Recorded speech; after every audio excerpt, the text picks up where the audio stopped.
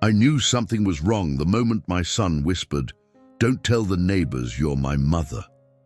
He said it quickly, barely moving his lips, like he was afraid someone might hear, as if I were a secret, a blemish on the image he had carefully constructed. I didn't ask him why. I didn't ask anything at all. I just smiled politely at the man in golf shorts who was watering his perfect lawn and waved like I was supposed to, like a visitor, like a stranger. It had been a long flight from Oregon to Connecticut, 2 planes and 1 bumpy taxi ride. I'd brought a small suitcase and a tin of my raspberry scones, the kind Daniel used to devour when he was a boy. I was stiff from the trip, my knees aching with every step, but I didn't complain. I never have. Not when I worked double shifts at the clinic, not when I paid for his college, not when I signed the papers for the house he now led me into like I was some casual acquaintance. "Take your shoes off here," he said. Carla just had the floors polished. I bent, slowly, unzipping my walking shoes. The entryway gleamed, expensive tile, an abstract painting I didn't recognize, and no place to put my coat. I held it in my hands. Carla came in from the kitchen with a wine glass in one hand and her phone in the other. "Mary Ann, welcome," she said, giving me a smile that barely touched her eyes. "We weren't sure which flight you were on." "I texted yesterday," I said. "Right." She nodded, already turning back into the kitchen. "Well, we've got a full house this weekend. Neighborhood social tonight. Hope that's okay." Daniel took my coat wordlessly and hung it in a narrow closet next to the door. Not the hall closet. That one was full of designer jackets and polished shoes. The kind you buy to match the kind of life you want people to think you have. I walked into the living room. It was beautiful. I'll give them that. Neutral colors, sharp corners, everything curated like a magazine spread. Not a single picture of Daniel as a boy. Not one photograph with me in it. On the fireplace mantel were 4 frames. Carla's parents in Rome. Carla's sister in Manhattan. Carla's kids from her first marriage. Not even the new baby had a photo with Daniel, only posed shots. Nothing warm. "Where should I put this?" I held up the tin of scones. "Oh, just leave it on the counter," Carla said, distracted. "We're doing gluten-free right now, but the kids might want some." The kids, 12 and N from Carla's previous marriage, Daniel's stepchildren. They peeked in, muttered hellos, and ran upstairs. They didn't know me, had never spoken to me on the phone, and my own granddaughter, the baby, was asleep in some sleek white bassinet that looked more like a gadget than a crib. "We'll show you to the guest room," Daniel said. "Not your room, not your home, just a place to sleep." He led me down the hallway past a door with private office stenciled on it in tiny letters, like I was in some kind of professional space. The guest room was clean, sparse, and cold. It had no books, no chair, just a bed and a small suitcase stand like a hotel. On the nightstand sat a small card. "Welcome guests, Wi-Fi password, Thornhouse 1, Thornhouse." It was a joke. My last name was Cross. "I'll unpack later," I said, sitting slowly on the edge of the bed. My legs needed a break. Daniel hovered for a moment, then said, "Just try to be relaxed tonight. It's mostly Carla's circle. You know, doctors, architects, that crowd." "Of course," I said. What I meant was, I understand. I'm not supposed to speak too much, not supposed to say who I am. I'm just window dressing. He left the room, closing the door gently behind him. I stayed sitting there, looking at the blank white walls. Then I opened my purse and checked for the envelope still there, the original deed. Because Daniel couldn't get a mortgage on his own, he'd needed me. My name was still on the ownership. Legally, this house was mine as much as his. In fact, more so. I'd paid the down payment in full, $240,000 from my savings, the money I'd built up over decades. He said it was just a formality. "Just help me start, Mom. It's our family's future." I believed him. I always believed him. I pressed the envelope flat in my lap, ran my hand over the top. Then I opened the flap and pulled out the document slowly, like it might burn me. And I took a photo. Then I slid the deed back in and zipped the purse closed. Tomorrow I would go for a walk just to clear my head. I would say I would take my time, and I would find someone who could help me remember how ownership really works. The next morning, the house was already alive with activity before I made it to the kitchen. Carla was doing something with fruit and yogurt in a tall blender, while Daniel stood by the refrigerator scrolling through his phone. Neither of them looked up when I entered. "Morning," I said, not too loud, not too soft. "Morning," Daniel replied automatically, eyes still on the screen. I walked to the counter and poured myself a cup of coffee from the machine. It was one of those sleek, modern types that looked like it required a license to operate. The coffee was thin and bitter, but I didn't complain. I sat quietly at the breakfast bar and watched. "We're heading out soon," Carla said without turning. "Farmer's market and then the park with the kids." "That sounds nice," I replied. "Maybe I'll take a walk around the neighborhood, stretch my legs." Daniel finally looked up. "You're sure you're okay with that? It's a pretty upscale area. Just don't talk to anyone too long, okay?" I tilted my head slightly. "Why would I?" "No reason," he said quickly. "Just, people here can be particular." I nodded, pretending not to notice the way Carla glanced at him sharply, like maybe he'd said too much. After they left, I stood alone in the silent kitchen. The counters gleamed. The fridge hummed. The baby monitor blinked softly on the table. I picked up my coffee and walked through the rooms. I'd never been here before, never invited. When Daniel bought the house a year ago, I was recovering from a fall and couldn't travel, and after that he always had reasons. Too busy, too much going on. Carlo wasn't feeling well. The house wasn't ready. Now that I was finally here, I saw what ready meant. It meant perfect, pristine, controlled. It meant there was no room for me. In the hallway, I stopped in front of a series of black and white photos, architectural shots, dramatic angles of bridges, skyline views, but no family photos, not even of the baby. I opened the door to the laundry room. Inside, stacked appliances buzzed quietly. Next to them stood a tall cabinet. I tried the handle, unlocked. Inside were files, envelopes, household paperwork. I spotted a familiar beige folder, one I recognized from the day had begged me to co-sign. I pulled it out. There, right on top, was the closing summary. Mortgage documents, the legal ownership statement, my name printed in full, Mary Ann Cross. Below that, his name in smaller font, the second party.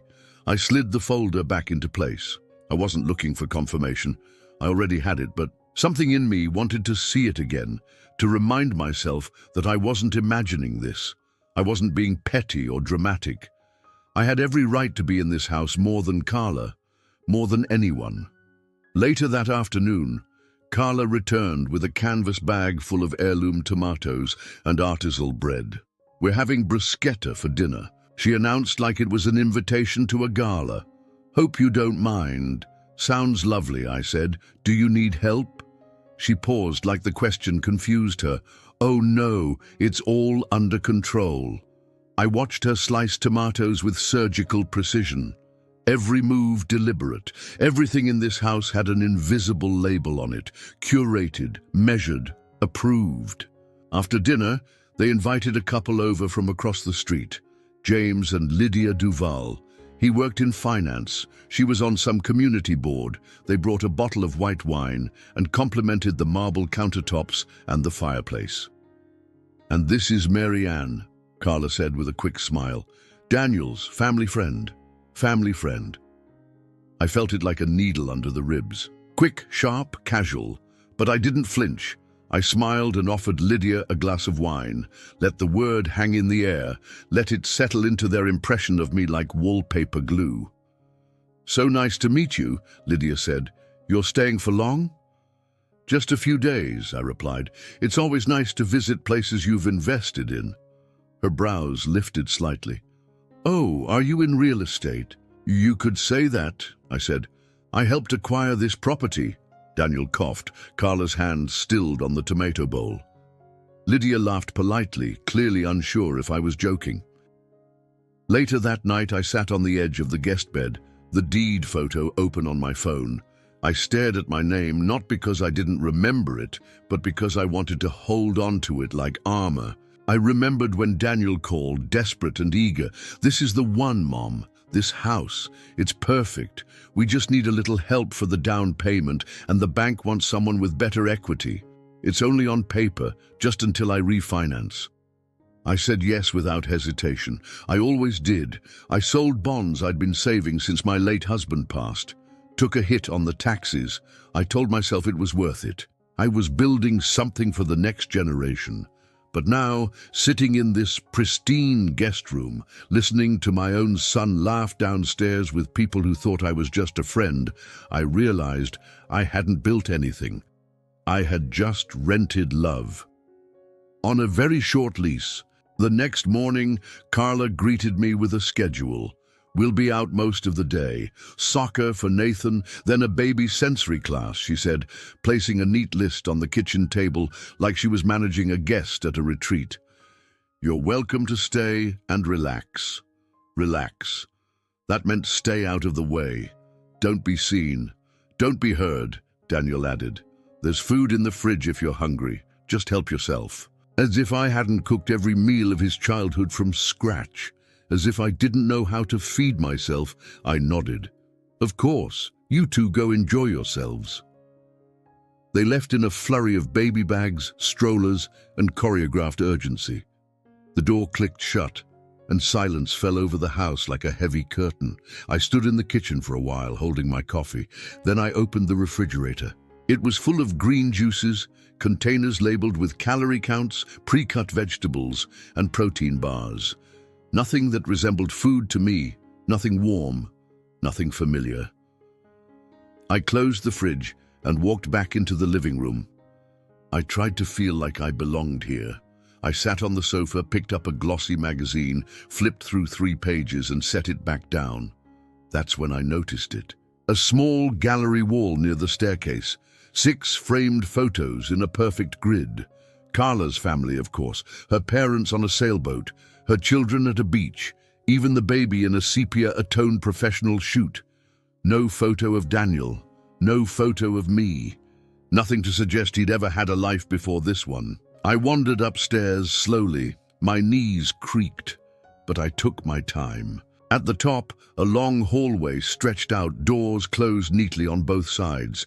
I knew which room was the baby's. I could hear the soft, musical hum of a white noise machine. Another door was open slightly. Daniel's office.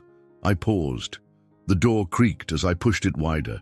A clean desk, 2 monitors, a framed diploma from Wharton, and on the shelf, awards for insurance sales. Not a single personal photograph. But in the corner, tucked into the bookshelf, was something familiar. A small wooden box, the one I'd given him after his father died. I walked over and opened it.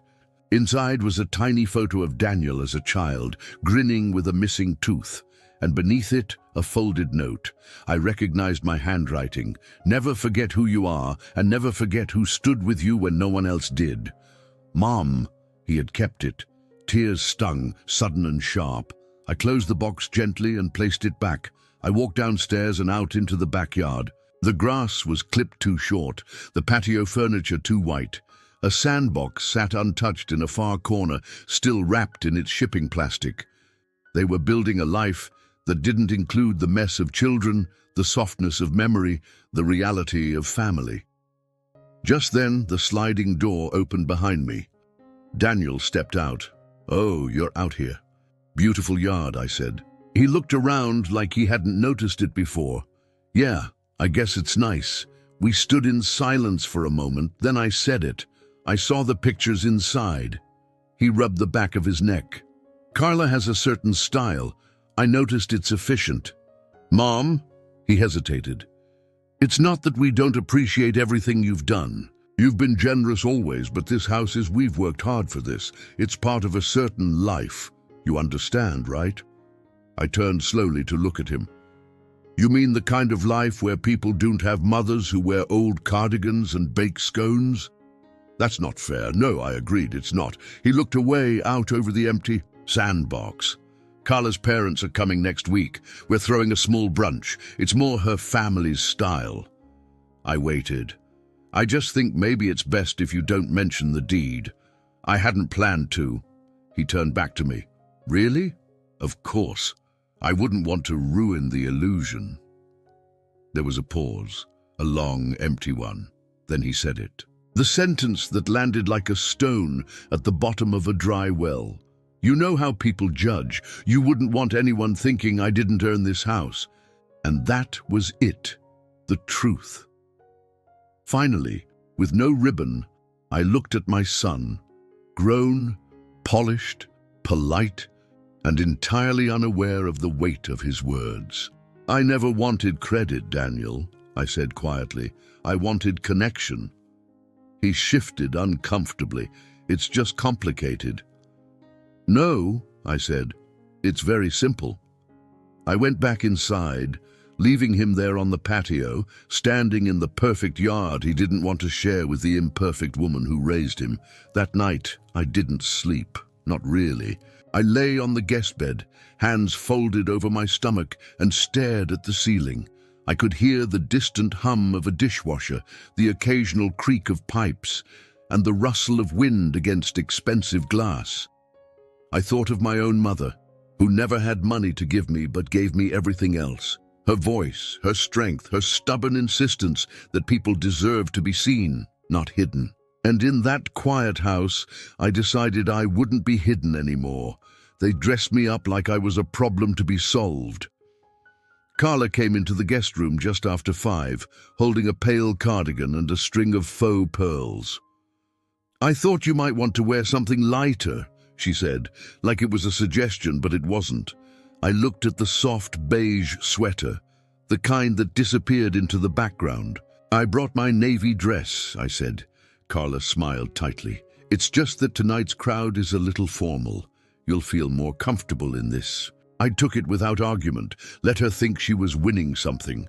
Downstairs, the dining room table had been extended. Glasses sparkled, napkins folded like swans.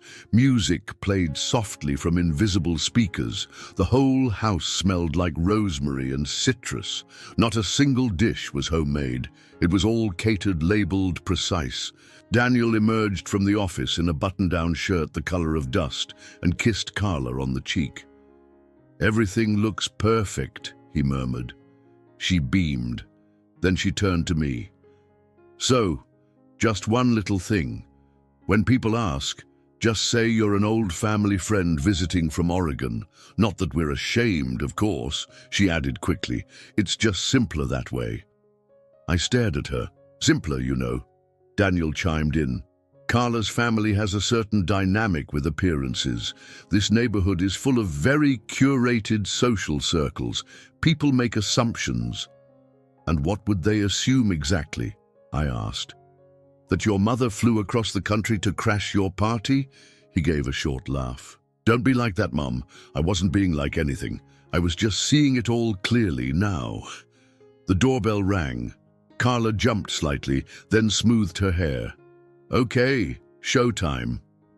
One by one, the neighbors trickled in. Men in pastel sweaters, women in tasteful heels, all of them with the same glossy smile. They brought artisanal candles, wine from local vineyards, compliments about the countertops. And who's this lovely lady? One of the women asked, gesturing toward me. Carla stepped in quickly. This is Mary Ann. She's a longtime family friend. She knew Daniel back when he was little. Oh, how sweet, the woman said. You're practically an aunt.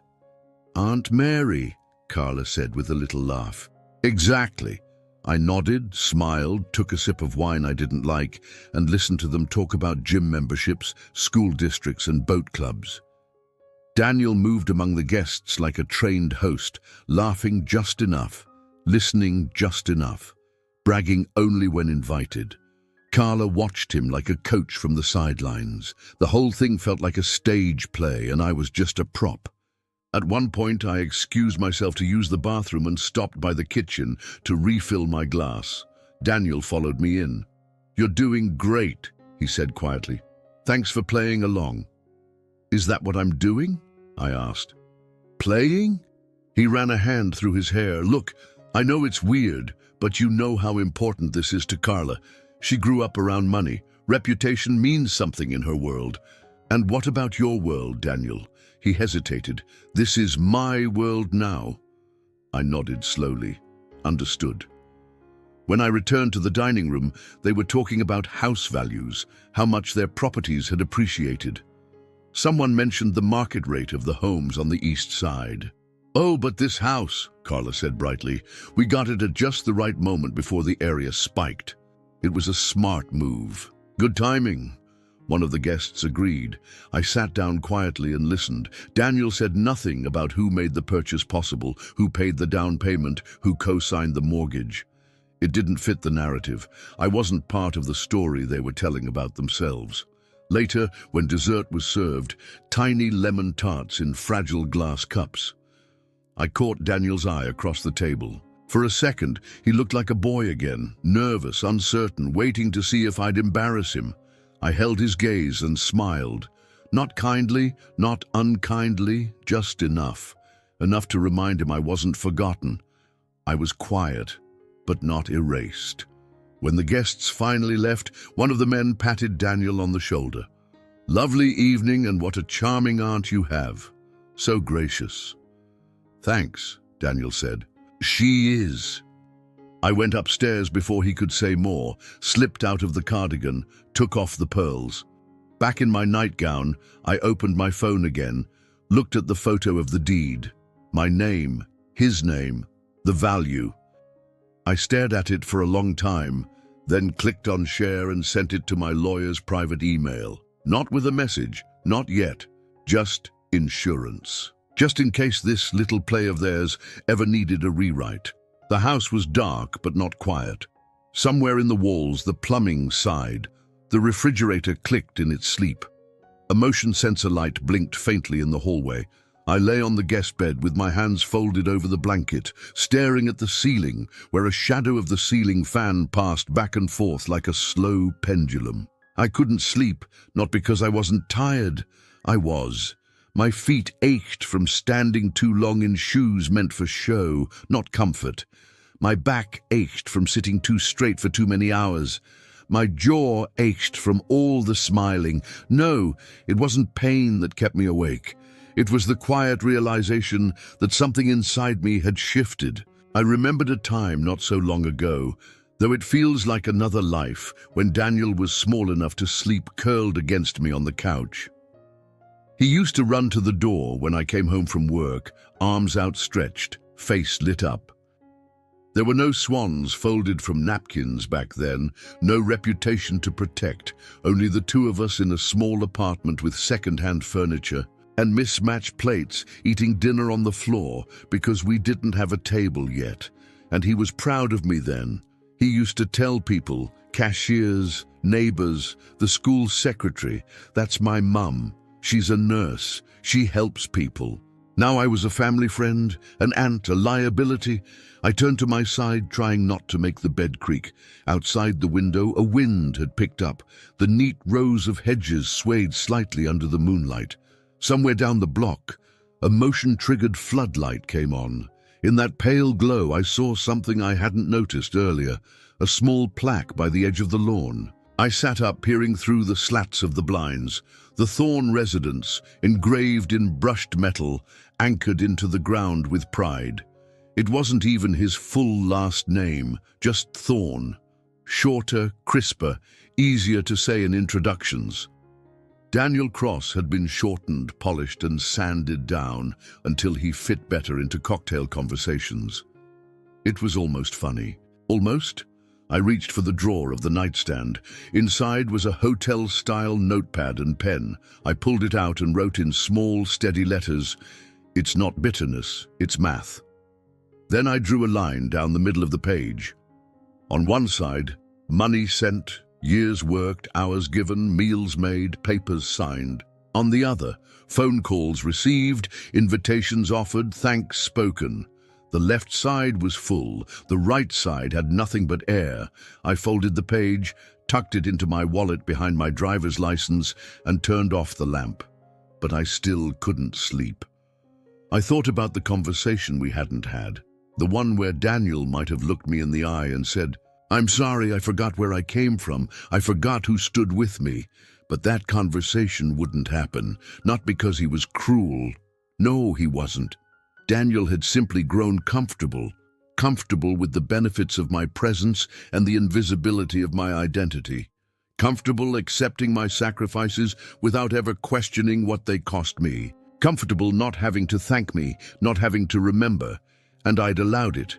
For years, I let myself believe that love, even lopsided love, was enough. But I was tired now. Not just in my bones, but deeper in the parts of me that had carried hope for too long without rest. I'd given him this house. I'd watched him host his new life in it. I'd heard the careful omissions, the revised introductions, the tidy edits to history.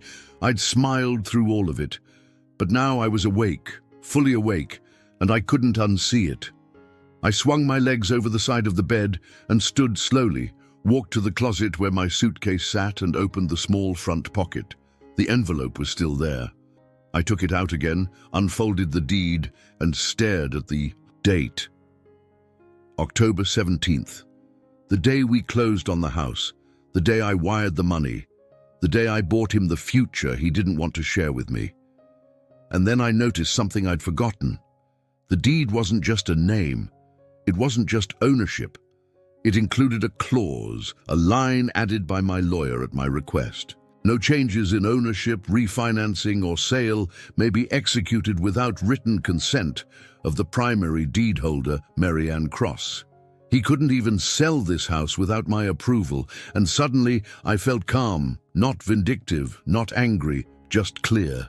There would be no shouting, no letters, no drama, just the slow, steady turning of the wheel back into my hands.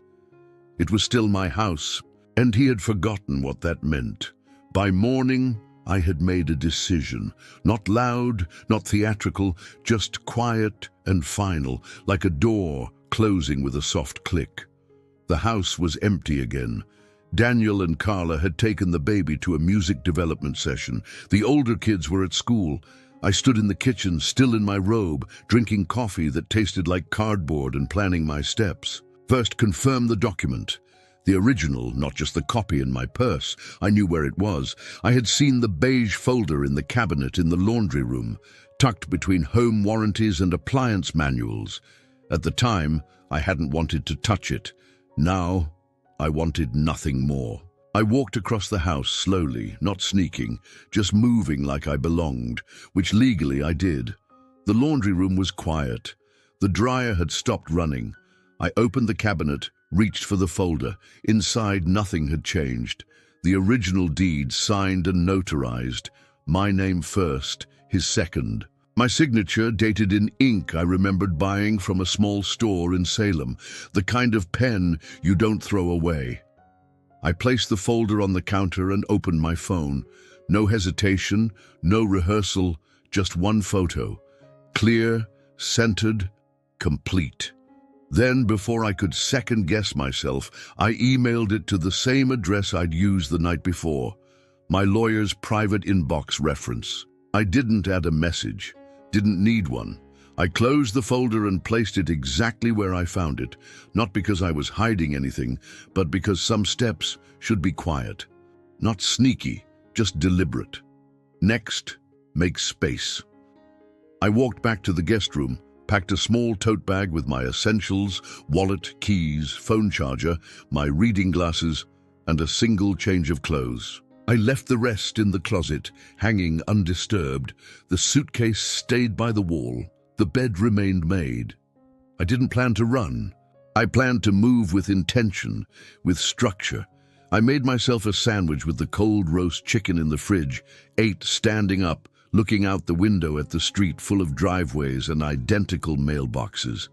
At noon, the door opened. Carla's voice carried in. Let's put her down for a nap before she explodes. They were back. I walked to the front hallway and met them just as Daniel was putting the baby's car seat down. Would you mind if I had a little time here on my own? I asked. Just for a day or two. You've been so generous. I thought I'd stay and enjoy the quiet. After you go to that resort thing you mentioned. Carla looked at Daniel. He blinked. You mean while we're at the water park? It's just the weekend, Mom. Exactly. I said, I'll clean up after myself, won't be any trouble. Carla gave a quick, rehearsed smile. Of course, that would be lovely. It's just we hadn't planned to leave the baby with you. Oh, heavens, no, I said lightly. You'll all go. I'll have the house to myself. A little retreat. I could use the rest. Daniel nodded slowly.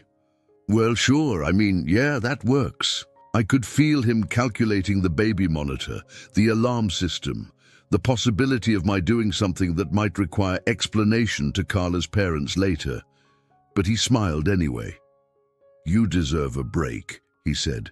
After all, you've done for us.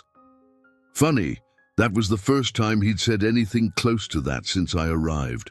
They left the next morning in a rush of bags and sunscreen and instructions about garbage days and thermostat settings. Carla kissed the baby 3 times before Daniel finally said, Come on, we're going to miss the check-in window. I stood in the doorway, waving, holding the key fob like any trusted guest. Then I closed the door behind them, locked it, and leaned my back against the smooth white paint. The silence that followed wasn't empty. It was full of the sound of truth returning to the walls. I walked into the living room, sat in the armchair I hadn't dared to touch all week, kicked off my shoes and stretched my legs. This was not revenge. This was not an outburst. This was restoration. In the afternoon, I called a car service and arranged for a courier to deliver a copy of the deed to a law office 2 towns over. I didn't call Daniel. I didn't warn him. And I didn't feel cruel. I felt clean. At sunset, I made myself tea, real tea with leaves. I found a small ceramic mug, pushed to the back of the cupboard, one with a crack near the handle, probably used once and set aside. It was perfect. I sat on the back patio as the sky turned gold and listened to the hum of sprinklers kicking on in unison down the street. Tomorrow I would call my lawyer.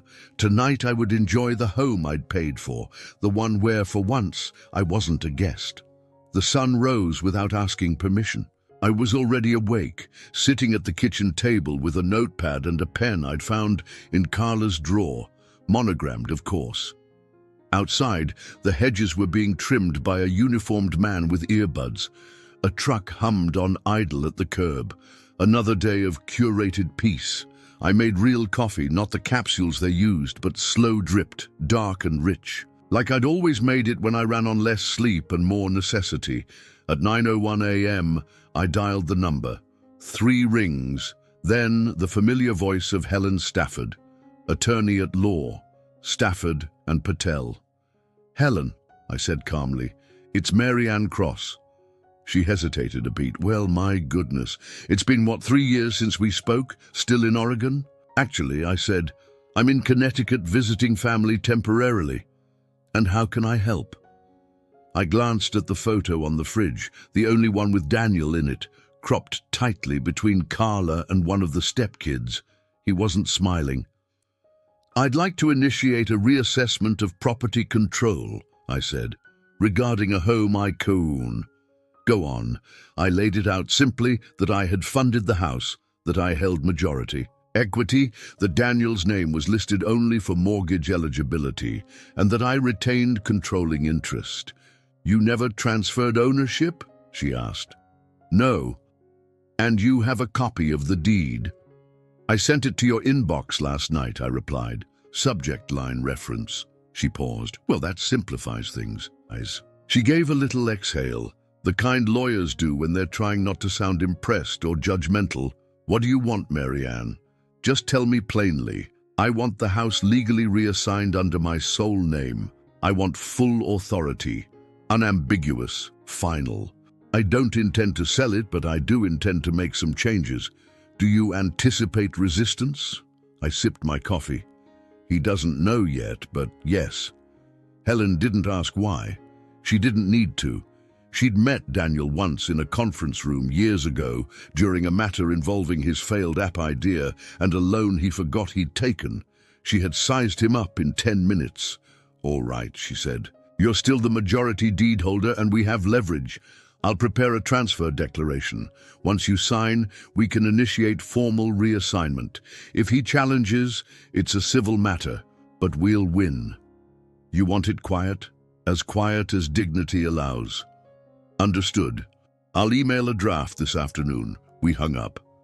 I sat in silence for a long while, staring at the open space of the living room. The expensive furniture, the curated color palette, the faint scent of lemon cleanser. None of it mattered. Not anymore. At noon, I opened Daniel's desk drawer. I wasn't snooping. I was securing what I'd earned. Inside, beneath a stack of architectural magazines, I found the spare set of keys. Garage, office, the fireproof box under the stairs. I used the garage key first. Walked through, examining the details. Boxes labeled Christmas, baby gear, old tech. One bin said, "Mom, Misk." It was dusty. I opened it. Inside were a few framed photos of Daniel and me. One of us from his high school graduation, another from the small beach trip we'd taken when he was 9. The one he always said was the best day. A recipe card in my handwriting, a birthday card I'd sent 2 years ago, unopened. I closed the lid and left it on the workbench. Then I went to the fireproof box. Documents, insurance, medical files, a folder labeled Estate, Carla, her trust, her legacy plan, not a mention of me. Back in the kitchen, I poured myself another coffee. I looked out at the backyard and thought about how many versions of myself had lived in Daniel's mind. There was the version who cooked and worked and bent herself into shapes that fit his needs, the version who signed checks, the version who stayed quiet. Now he would meet the one who remembered what she owned. That evening, Helen's draft arrived. Clean, precise, no unnecessary language, a quiet assertion of what was already mine. I signed digitally, sent it back. A final message from Helen followed. Once filed, he'll receive formal notice, but if you'd rather tell him yourself, you have until Tuesday. I closed the laptop, turned off the light, let him have 2 more days of his illusion. Let him sip wine on the patio of some overpriced hotel, thinking he'd built a perfect life. Let him think his mother stayed in the background. I would wait, and then I would knock on the front door of the life he'd excluded me from, not as a guest, but as the owner. Because sometimes silence isn't surrender, sometimes it's strategy. The day before they left for the water park, I found the right moment. We were in the kitchen. Carla was arranging little containers of snacks, gluten-free pretzels, carrot sticks, dried mango. Daniel was folding towels into a beach bag. Everything was moving fast, but their minds were already on vacation. I was thinking, I said casually, if you're comfortable with it, I'd love to stay here this weekend, you know, while you're away. Carla looked up, her hand hovering over a plastic container of sliced grapes. "Oh," she said, trying to sound neutral. "Just for some rest. The house is so peaceful without all the running around. I don't get quiet like this very often." Daniel glanced at Carla. She didn't speak. "You mean stay in the house while we're gone?" he asked. "Yes," I said, folding my hands neatly on the counter. "You're kind to let me stay this long. I wouldn't mind a bit of solitude before heading home." Carla cleared her throat. "It's just the alarm system. I won't touch it. I'll leave the back door lights on, water the plants if needed, and keep everything locked. No trouble at all." Daniel ran a hand through his hair. "It's just, you know how it is, Mom. It's not personal." "No, of course not," I said gently. "It's never personal." That landed. He flinched slightly. Carla said, "Well, if it's just a couple of days and you're comfortable." "I am." I nodded. "And I'd feel better knowing someone's here, watching over things. We both know houses don't like being left alone. That's a phrase he'd heard before. My husband used to say it years ago about the cabin we rented one summer. Houses are like people. They get cold when forgotten." Daniel looked at me, and for a second something shifted in his expression, like he saw it, the past, the memory. But then it was gone. He reached into the kitchen drawer and pulled out a ring of keys. Here, everything's labeled. Garage, back door, mailbox.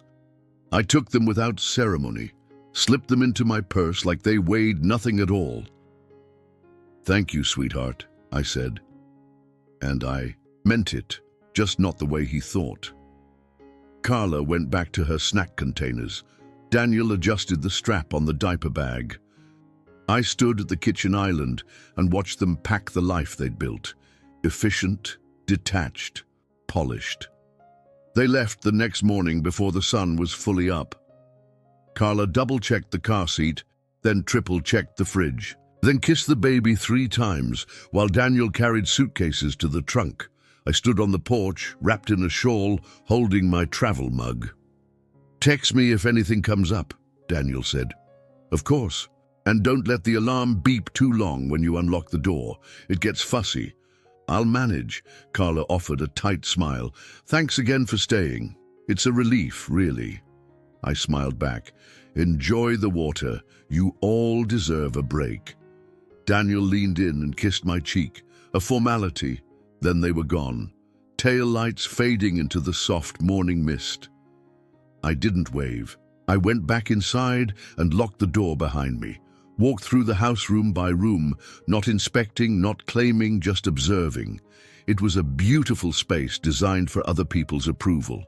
In the guest bathroom, I found a drawer filled with small lotions and unopened toothpaste tubes, the kind you find in hotel bathrooms.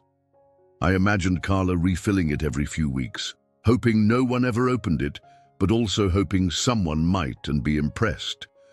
In the upstairs hallway, I noticed a faint scuff on the wall, likely from a stroller wheel. Carla would notice it next week and schedule a painter. The idea of her fussing over it made me smile. Downstairs, I opened the garage and retrieved the box labeled Mom. I carried it into the kitchen and set it on the table. Opened it. Frame photos, a birthday card, a recipe card, things they didn't throw out that would have looked cruel but couldn't bear to see either. I lined them up on the table one by one. The photo of Daniel at 15, awkward and lanky, with his arm around me at the community center's award night. The one of us at the coast a year after my husband died. Wind in our faces, a sandwich half-eaten in my hand. The recipe card for apple cake in my careful handwriting. I set them out like evidence in a quiet courtroom. Then I left them there and went into the study. Opened the laptop, logged in with the password Daniel once showed me. Carla, 1984. I opened a browser tab and went to the county's property portal. Typed in the address, saw both names still listed. Mary Ann Cross, primary, Daniel Cross, secondary. Still true, still legal, still mine. I left the page open, the evidence clear. Then I sat back in his office chair and rested my hands in my lap. I had the house, I had the keys, and now I had time. They were gone.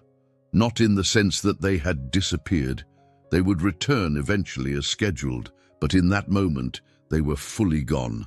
The echo of the garage door sliding shut behind their SUV felt like the final line in a chapter I hadn't written, but now claimed. I stood barefoot on the kitchen tiles, the keyring still warm in my palm. Outside, the morning light poured through the wide windows, filling the house with a kind of hollow brightness. No voices, no monitors blinking, no baby toys scattered across the floor. I'd never heard this house quiet before. And now that I had, I realized how loud it had been. Not in sound, but in noise. Noise of pretending, of performance, of being tolerated. Now it was just a structure, wood, stone, glass, a thing without language or pretense. And it was mine. I went to the pantry and took out a proper mug. Not one of their dainty espresso things, but a big chipped ceramic mug I'd noticed shoved in the back, clearly forgotten. I filled it with hot water and added a bag of strong black tea from my suitcase. Carla had all kinds of infused herbs and loose leaf blends, but none of them tasted like anything, just vapor, just fashion. I took the mug outside to the back patio. The chairs were white and too stiff, but the view was pleasant, a stretch of green lawn ending in tall hedges, beyond which sat another near-identical house, and another and another. Identical boxes with different names.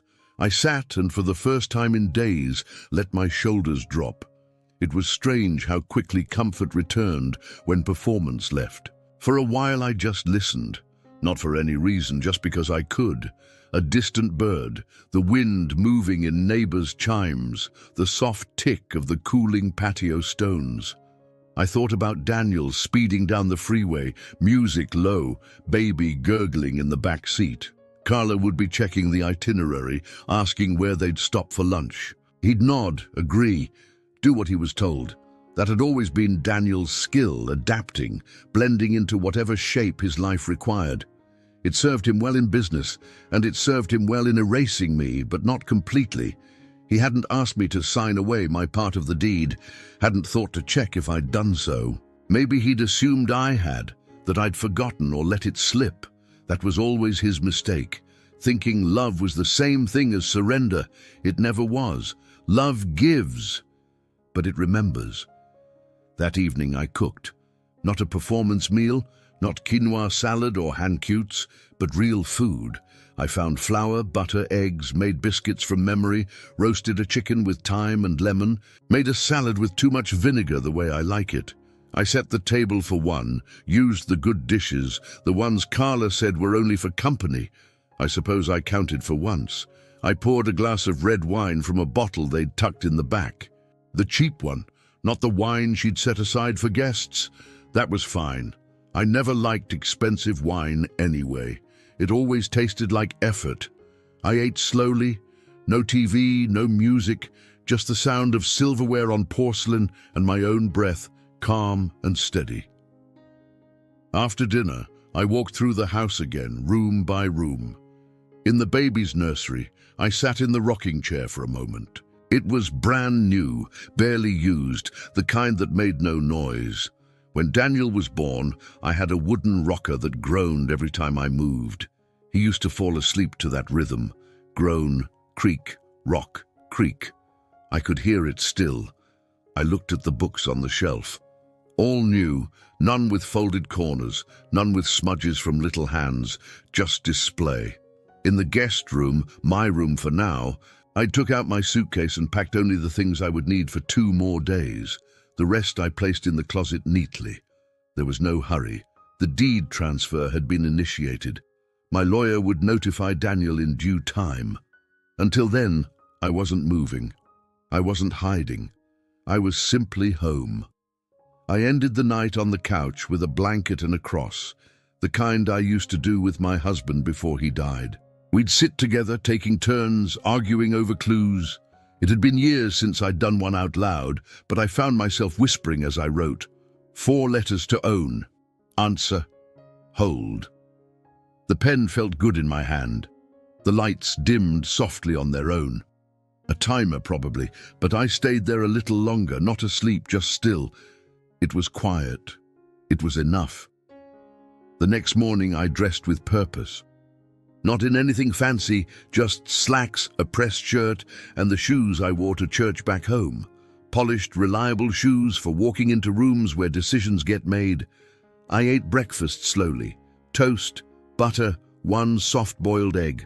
I sat at the kitchen island and watched the light shift across the counter.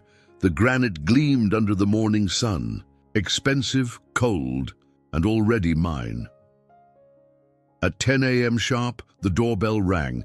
I opened it to a woman in a dark blazer, tidy hair and soft eyes behind wireframe glasses.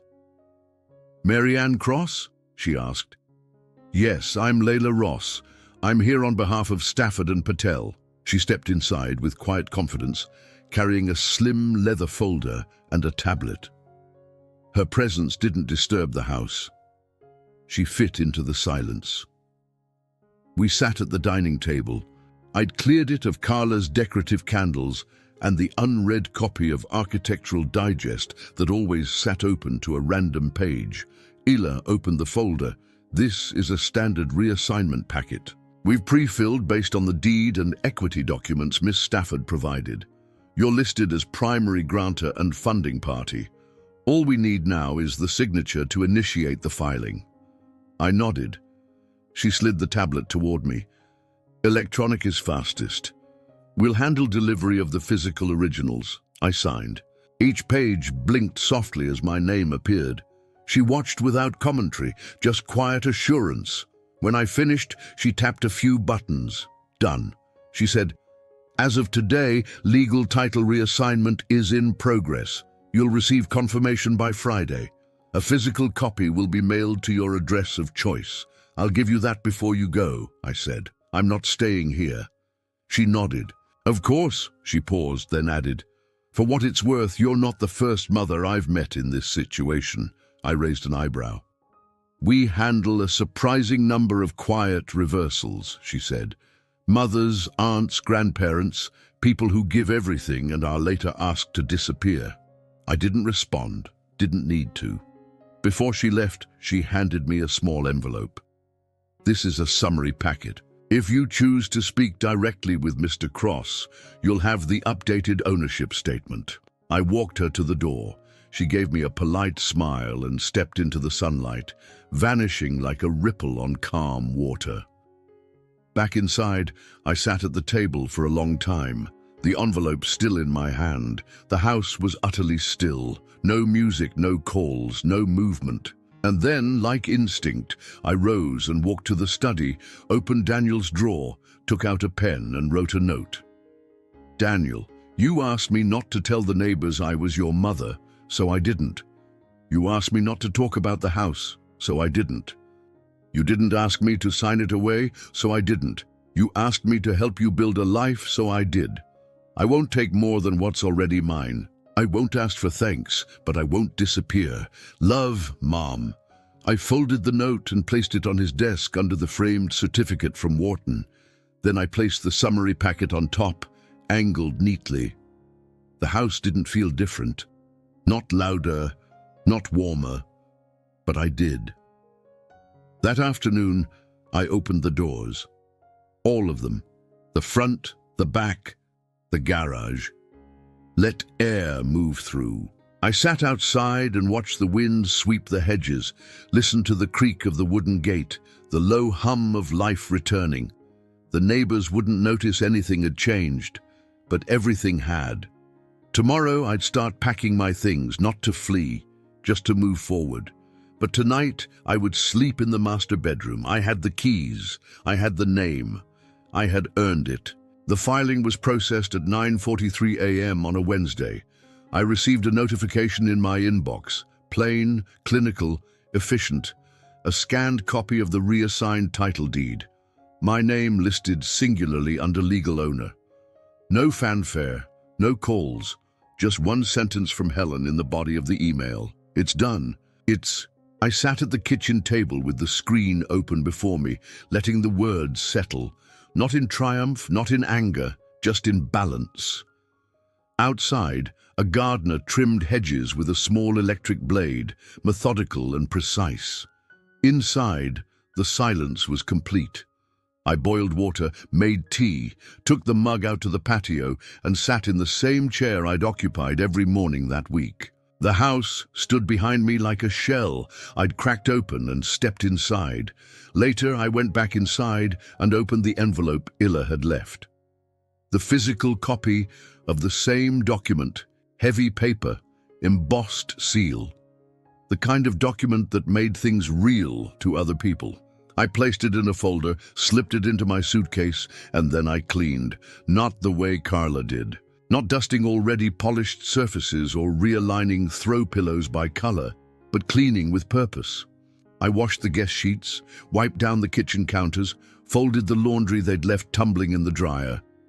I did it not because they would return, but because I was leaving. Yes, I was leaving not because I was afraid. Far from it, but because I'd done what needed to be done. I had turned the page. I didn't need to live in this house to prove it was mine. I just needed to know it. At noon, I sat in the study. I reread the note I'd left Daniel, still neatly tucked under his framed degree, still exactly as I'd written it. No edits, no flourishes. There was nothing else to say. At 2, I called a car service, reserved a ride for the next morning, early before they would return, before explanations became theatre. The house remained still, unaware, unchanged. And yet I felt it, the shift, the quiet restoration of weight back to the right hands. That evening, I made one last meal, a simple stew, beef, carrots, potatoes, onions, the way Daniel liked it when he was a child. I ate it at the table alone, no music, no distractions, just memory and hunger and peace. Afterward, I packed my bag, took only what I came with, left the note, left the folder with the deed, left the photo of us at the beach, the one they'd stored in the garage bin, now framed and placed gently on the hallway console where everyone would see it. At midnight, I stood at the front door with the lights off, looked through the glass at the quiet street, the Thorne residence, the little plaque still red. I didn't need to change it. Let the neighbors keep their illusions. Let Daniel keep his. But when he opened that folder the next morning, when he saw my name alone, undeniable, he would understand. This wasn't a threat, it wasn't revenge. It was just the return of what had always been mine, and it no longer needed his permission. They returned on a Sunday. Carla stepped through the door first, her voice already elevated from the baby's whimpering in the car. "Can you get the diaper bag and the cooler? It's got the breast milk." Daniel followed, keys still in hand, dragging a suitcase behind him. The wheels thudded softly against the entry tiles. He called out, "Mom, we're back." No answer. Carla frowned. Maybe she's still asleep. Daniel checked the guest room. Empty. Bed made. Pillows arranged the way she'd found them. Guest towels folded on the bench at the foot of the bed. He opened the closet. Empty hangers. In the kitchen, Carla placed the cooler on the counter and glanced around. She didn't text or leave a note. "I don't know," Daniel muttered, pulling out his phone. Nothing. No missed calls, no messages. He turned toward the hallway and noticed the change first. Subtle but unmistakable. The framed photo on the console, him and his mother at the beach, the wind lifting his hair, her hand resting gently on his back. He froze. "Carla," he said, "come here." She appeared behind him.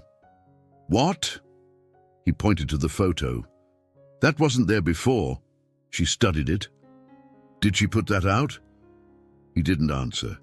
He walked down the hallway, heart thudding now. Something was off. Not wrong, just arranged.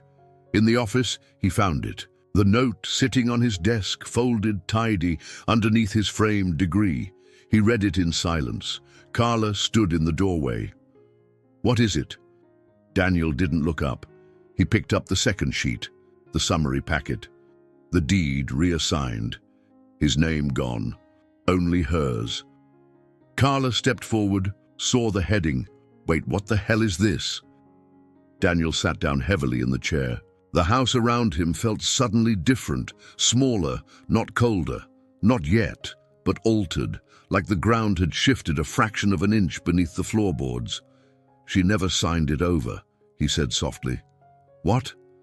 "She never signed away her share. She was always the owner." Carla reached for the papers, scanned them. "No, that's not. This can't be legal." "It is. She said it was just temporary." "She never said that." He snapped. "I did. I told you it was temporary." Carla's mouth opened, then closed. "She paid for it," he said. "The down payment, the equity, She signed the mortgage to get it through underwriting." "And now what?" Carla asked, voice rising. "She just takes it back." He shook his head. "She's not taking anything. She's reminding us." They stood there in silence, the baby monitor clicking to life somewhere upstairs, a quiet wail distant. Carla turned, stormed toward the staircase. "You better fix this," she said over her shoulder. Daniel sat in the office for a long time, note in hand. He read it again and again. He tried to be angry, tried to feel betrayed, but instead he felt something else. The memory of his mother's hand on his back at that beach, the sound of her voice telling bedtime stories, the warmth of a bowl of stew waiting after a hard day. She hadn't shouted, hadn't stormed, hadn't begged. She had simply reminded him of the truth. He folded the note slowly, held it in his lap, then he picked up the phone, but he didn't dial. Not yet. Daniel didn't sleep that night. Not for lack of trying. He lay in bed beside Carla, who had turned away from him with a forceful finality, her breathing measured, controlled. The baby monitor hissed softly from the nightstand, but the house, his house, was still, or maybe it wasn't his. That was the problem now, wasn't it? The paper didn't lie. Her name sat alone at the top of the deed in thick, clean font. The seal was embossed, filed, certified. The folder had weight, the kind that made everything else feel suddenly flimsy. He sat up around 2 a.m., careful not to wake the baby, went downstairs. The hallway light was still on. He passed the photo on the console again, and this time he stopped. It had been taken with a disposable camera. He remembered the feel of the sand on his feet, the squint of the sun. He couldn't have been more than 10. She wore a hoodie, not a proper beach outfit. She'd thrown it on over her scrubs after a shift, and still she'd smiled. He'd forgotten that day, not the event, but the feeling. In the kitchen, he poured himself a glass of water and leaned against the sink.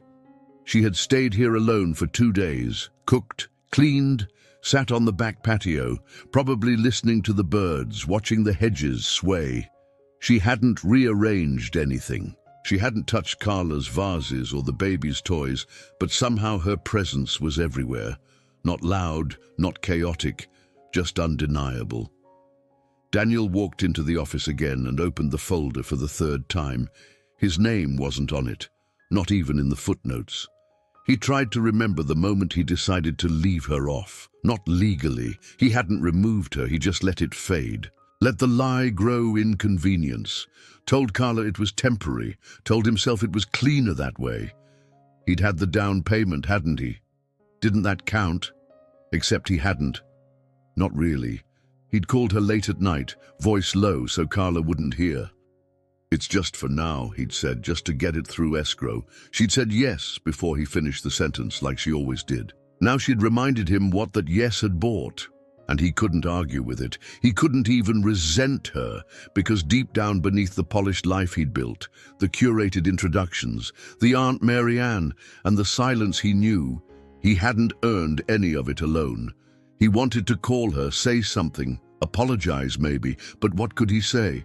Sorry I asked you to shrink so I could grow. Sorry I borrowed your strength, then painted over it. At 3 a.m. he went outside. The lawn was damp, the air thick with dew. The Thorne residence plaque caught the porch light and gleamed faintly. He crouched in front of it, ran his thumb across the letters. She hadn't taken it down. That somehow broke him a little. He sat on the step and stayed there until the sky began to shift from black to navy, and the birds started their tentative morning songs. He wasn't sure what kind of man that made him, but he knew what kind of woman she was, and now, finally, so did everyone else. I didn't go back to the house, not because I was afraid or unwelcome, but because it wasn't about the house anymore. I'd made my point. I'd reminded him, and now I had something else to do, something final. A week after the filing, I sat in a small office in Salem, Oregon, the same place where I'd signed the original wire transfer 2 years ago, the same notary, the same pen. But this time, I wasn't signing for anyone else. Name of the beneficiary? The notary asked gently. I smiled. Her name is Emily. She's 6. He paused. A granddaughter? I nodded. She won't be able to manage the property until she's... I know, I interrupted. It'll go into a trust. Full transfer on her 25th birthday or earlier with court petition. He filled out the rest. When I left, I had nothing in my hands, just a digital receipt. No need for ceremony. I took the bus home. 3 days later, Daniel called. I let it ring once before answering. Hi, Mom, he said. His voice was quiet, hesitant. I got the documents, he added. The full reassignment, it's real. Yes, I said. There was a long silence. Then you could have, I don't know, talked to me first. I tried, I said. Years ago, he exhaled. I didn't think you'd really do it. I didn't think I had to, I replied. Until I did. He didn't argue. I could hear the sounds of the house in the background, a baby's soft gurgle, a microwave beeping, a dog barking outside, then his voice again, softer. You left the photo out. Yes. And the note? I did. He paused again. Thank you for not embarrassing me. I smiled, though he couldn't see it. Oh, Daniel, I didn't do this to embarrass you. I did it to remind you. A quiet beat. Emily's in school now, he said suddenly. First grade, top of her reading group. I know, I said. She sent me a drawing. He was quiet. Then with visible effort he asked, what happens to the house now? I let the pause linger before answering. It goes into a trust, I said. For Emily. I've signed it over. She'll inherit it when she's old enough. Another silence, longer this time. That's fair, he said finally. I mean, it's more than fair. Yes, I said it is. We didn't say much after that. Later that week, I received a package. No note, just a small photo frame. The same one from the hallway console. Us at the beach. I placed it on the shelf near my front window, next to the one of my husband in his uniform, next to the ceramic handprint Emily had made in preschool. A few weeks later, Emily called. Grandma, she asked.